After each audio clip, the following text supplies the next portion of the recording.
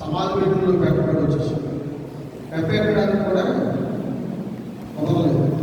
ప్రభుత్వం ప్రియమైనటువంటి వారు ప్రకృతి వైపరీక్ష ఎప్పుడైతే దేవుని భక్తి పుట్టుబడిపోతుందో, దేవుని మీద భయము భక్తి తొలగిపోతుందో, 100 సంవత్సరాలకు ఒకసారంట అటువంటి ఉపద్రవం వచ్చి సర్వనాశనం చేసేంత మానవ మనబడదు. 100 సంవత్సరాలకు ఒకసారి కృషి పెట్టేస్తారు.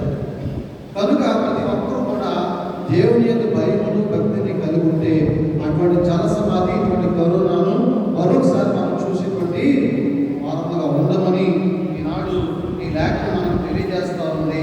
ప్రభునందు ప్రేమ. అలాగే స్వార్థ పాఠ్య భాగంలో మనం పెడితే మత్తయి సువార్త 26వ అధ్యాయము 36వ వచనంలో గెత్సేమనే అనేటువంటి తోటలో యేసు ప్రభు వారి యొక్క ప్రార్థన కనిపిస్తుంది. ఆయన చిత్తాక్రాంతుడై మనోవ్యాకులతతో వేదన చెందుతూ బాధపడుతూ ప్రార్థన చేస్తూ ఉన్నాడు.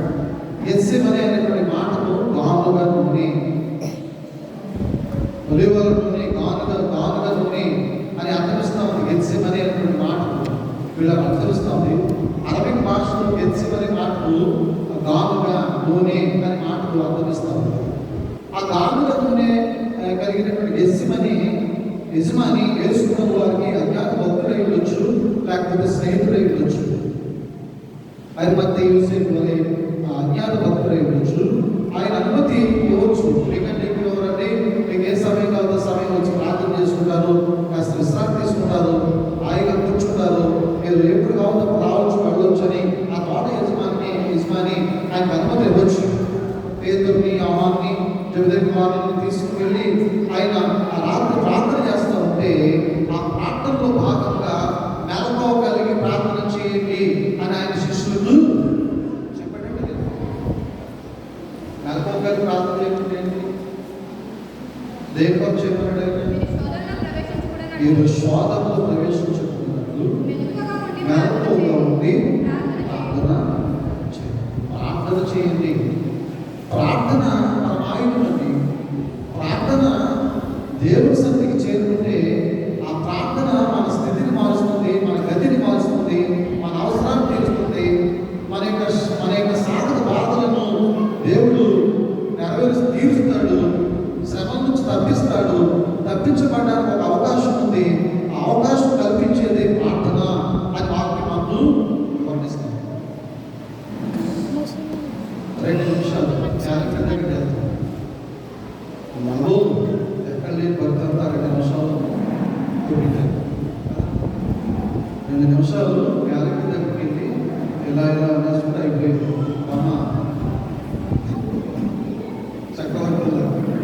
చక్రవర్తులకు మోకరించేందుకు లేదు, అంగీకారం అంతకంటే లేదు. 4 మాటలు దేవుడితో మాట్లాడే స్వచ్ఛమైన మాటలు. ప్రభువా నన్ను రక్షించవయ్యా, రాత్రంతా కాపాడవయ్యా, ఈ వేకుడు జబ్బు నన్ను నిద్రలేకపోయా, నువ్వు ఎంత మంచుడు అయ్యా, నువ్వు దేవుడు అయ్యా, నేను నమ్ముకున్నానయ్యా. నేను 4 మాటలు వచ్చామని రానటువంటి ఉన్నారు. ఆ క్యాలెండర్లు నమ్ముకున్నాడు, ఆ ఫోటోల మీద నమ్ముకున్నవాళ్ళు, ఆ పరిశుద్ధ గ్రంథాన్ని దేవుడు అనుకునేటువంటి వాళ్ళు.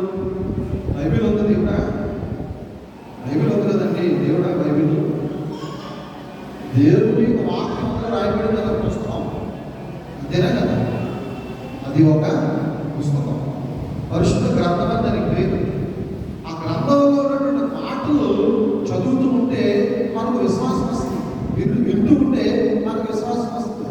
వినుట క్రీస్తు కూర్చున్నటువంటి మాటలలో ఉంటుంది కనుక ఆ మాటలు మనం చదువుకుంటే, ఆ మాటలను బట్టి మనం ఎంతమంది ప్రార్థన చేస్తే, ఆ మాటల ప్రకారంగా మనం జీవిస్తే, ఆ మాటల ప్రకారంగా మనము దేవుడిలో గడిపితే దేవుడు మనకు ఫలభరితమైనటువంటి జీవితాన్ని ఇస్తాడు. భారభరితమైన జీవితాల నుంచి దేవుడు మనలను విడిపిస్తాడు. బైబిల్ని దేవుడు తలకట్టున్నాగా దేవుడు చెప్తాడు. బైబిల్ తలకట్టున్నా కానీ ఏమో చదవండి, వస్తుందా రాదు? బైబిల్ రాదా? బైబిల్ పెట్టుకుంటే తలకట్టు రాదా? లేదు. దెయ్యం రాదా? లేకపోతే కళలు రావా? ఎక్కడికో పారిపోతున్నట్టు, లేకపోతే నేను ఎవరో తగినట్టు అలా కళ్ళు పుస్తకాలు ప్రభుత్వ ప్రేమటువంటి వారు కదా. ఒక పుస్తకం కాదండి మన తల దగ్గర ఉండవలసింది. ఆ పుస్తకంలో ఉన్నటువంటి దేవుని మాటలను బట్టి మనము వ్యవహరిస్తే, బ్రతికితే, ప్రార్థిస్తే ఆ మాటల ద్వారా దేవుడే మన దగ్గరికి వచ్చి కూర్చుంటాడు. ఆయన దూతలను మనకు కావలి ఉంచుతాడు. ఎవరుంటారంట? ఆయన దూతల్ని మన పడక చుట్టూ కావలి ఉంచుతాడండి. ఆయన దూతలు వచ్చి మనకు కావలి కాకుండా ఉంటే దయ్యాలు వస్తాయా? అప్పుడు చెడ్డకాలు వస్తాయా? చెడ్డ తలంపులు వస్తాయా? అనారోగ్యాలు వస్తాయా? ఆపదలు వస్తాయా? ఈ పాదానికి రాయి తగలకుండా నేను కాపాడుతానంటాడు. కనుక ప్రభుత్వ ప్రేమైనటువంటి వాళ్ళ ప్రార్థన చాలా గొప్పది. స్వాదంలో పడిపోకుండా ఉండాలంటే మెలకు కలిగి ప్రార్థన చేయాలి. మెలకు అంటే సిద్ధపడు. మెలకు అంటే ఏంటంటే చెప్పాలి ఒకసారి. మెలకు అంటే ఏంటి? నిద్రపోకుండా కళ్ళు అప్పగించి చూస్తూ చేయకుండా మొదటగా అక్కడ నిద్రపోతున్నారు. వాళ్ళ కన్నులకు వాడమని తెచ్చింది. శిష్యులు పగలంతా ఎంతో తిరిగారేమో, యేసు ప్రభువు కూడా సేవ చేశారేమో. వాళ్ళ కన్నులు ఊపిడిపోతున్నారు, మొత్తం చేస్తుంది, ఒళ్ళంతా భారమైపోయింది. కనుక వాళ్ళు కన్నులు మూసి నిద్రపోతున్నారేమో. కానీ దేవుడు చెప్తున్నటువంటి మాట ఏంటంటే మెలకువ కలిగి, సిద్ధపాటు కలిగి. సిద్ధపాటు నాకు నిద్ర వస్తుంది. సంకల్పం ఇచ్చినటువంటిది ఎంతైనా ఒక సంకల్పం పెట్టుకున్నామండి. ఈ సంకల్పం, ఈ విషయమై నేను ప్రార్థన చేయాలి, ఈ విషయమై నేను దేవుడిని వేడుకోవాలి, ఈ విషయమై ఈ ప్రార్థన ద్వారా ఈ యొక్క అపజయాన్ని జయించాలి, ఈ శోధన నుంచి నేను తప్పించబడాలి అంటే అనుకుంటే దేవుడికి శక్తిని కూడా అర్థమవుతాయేమో నా మాటలు. చివరికి ప్రభుత్వం తనను తాను బాధపరితమైన మరణానికి సిద్ధపరుచుకుంటూ యేసు ప్రభు ఆ రాత్రి కాల సమయంలో చెమట రక్తముగా మారేంతగా ఆయన ప్రార్థన చేశాడు. అదే చేశాడ అమ్మా, చెమట రక్తంగా మారేటంతగా ప్రార్థన చేశాడు. అది మనం చేస్తాము. మోకాళ్ళు నలుపుకోవడం కంటే మొహం నొప్పి వస్తుంది.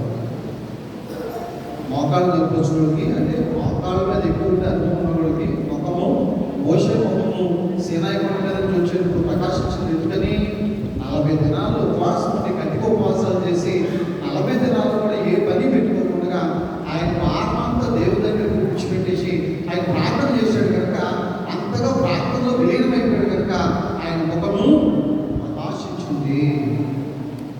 యేసు ప్రభు వారి యొక్క ప్రార్థన దేవుడు ఆలకించాడు.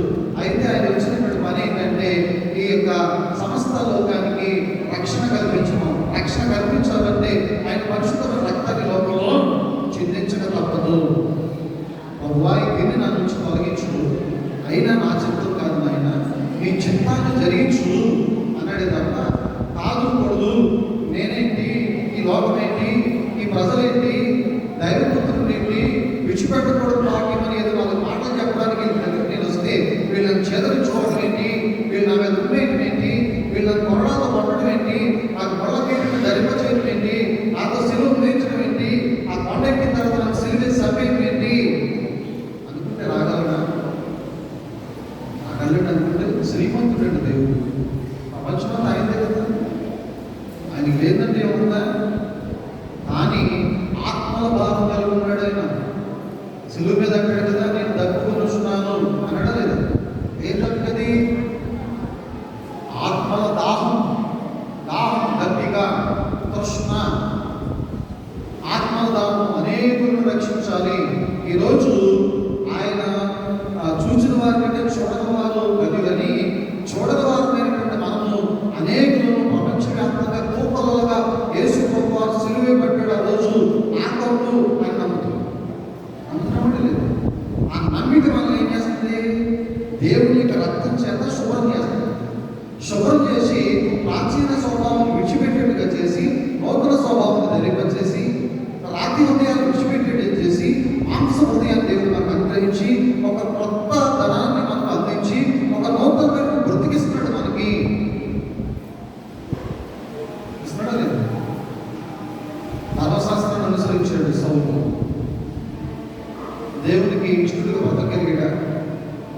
ధర్మశాస్త్రం తప్పకుండా జరిగించాలి, ఇదే దైవం అనుకున్నాడు ఆయన. ఈ పుస్తకమే దేవుడు అనుకున్నాడు ఆయన. ఆ పుస్తకం అతనికి జ్ఞానాన్ని కలగజేసిందా? మార్చగలిగిందా పుస్తకం? మరి ఎవరు మార్చారు? దేవుని ఆత్మ మార్చగలిగింది. దేవుని ఆత్మ వచ్చి సౌలా సౌలా నీవు నన్ను ఎందుకు హింసిస్తున్నావయ్యా అని ఒకే ఒక్క మాటకి ఆయన రాత్రి హృదయం పడేరులో బదులైపోయింది. మాంస హృదయం వచ్చింది.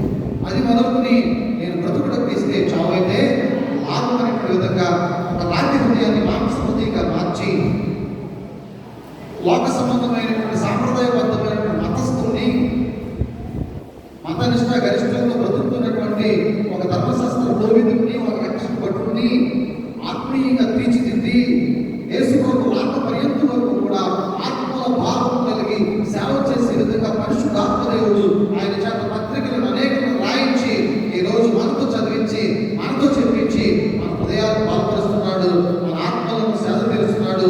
మనకు అనేక విధాలుగా దేవుడు చేస్తున్నాడు.